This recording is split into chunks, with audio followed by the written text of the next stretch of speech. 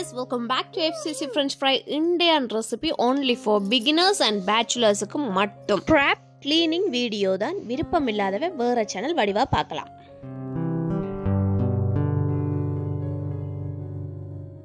கடல் உணவுகள் வீட்டில் சமைக்கிறோம் என்றாலே சிம்பிளாகவே ஒரு நாத்தம் உண்டு, ஒரு ஸ்மெல் ஒன்று வீட்டுக்குள்ள வந்து கொண்டே இருக்கும். அது இல்லாமல் என்ன மாதிரி கிளீன் பண்ணலாம்னு சொல்லியிருக்கேன். கடைசி வரைக்கும் பாருங்க, உங்களுக்கு உதவியாக இருக்கும். பிடிச்சிருந்தா சப்ஸ்கிரைப் பண்ணுங்க.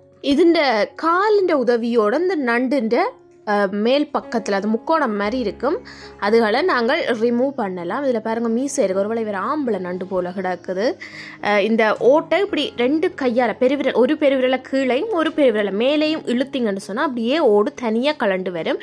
சைட்லேயும் இந்த மாதிரி பொச்சுகள் இருக்கும். இந்த பொச்சு எல்லாமே தேவையில்லாது தான்.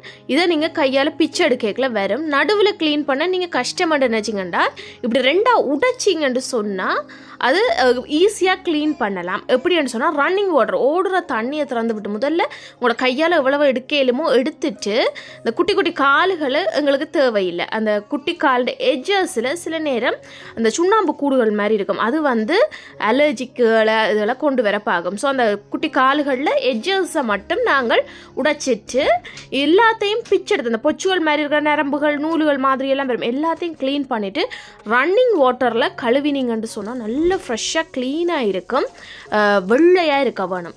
எந்த மஞ்சள் கரையோ அது இது எதுவுமே இருக்கக்கூடாது. சாப்பிடக்குள்ள நாங்கள் நிம்மதியாக சாப்பிடணும், துப்புரவாக இருக்குன்ற நம்பிக்கையோடு சாப்பிட வேணும்.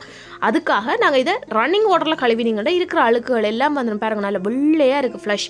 இப்படியே கழுவிட்டு நான் இந்த நண்டு வாங்கின பேக்குக்குள்ளேயே இந்த ஓடுகள் எல்லாத்தையும் சேர்த்துட்டு அதை இன்னும் ஒரு புரிம்பான பேக்கில் போட்டு கட்டிட்டு குப்பையில் போட்டு வெளியில் வச்சுருங்க. அப்போ வீட்டுக்குள்ளே அந்த ஸ்மெல் இருக்காது.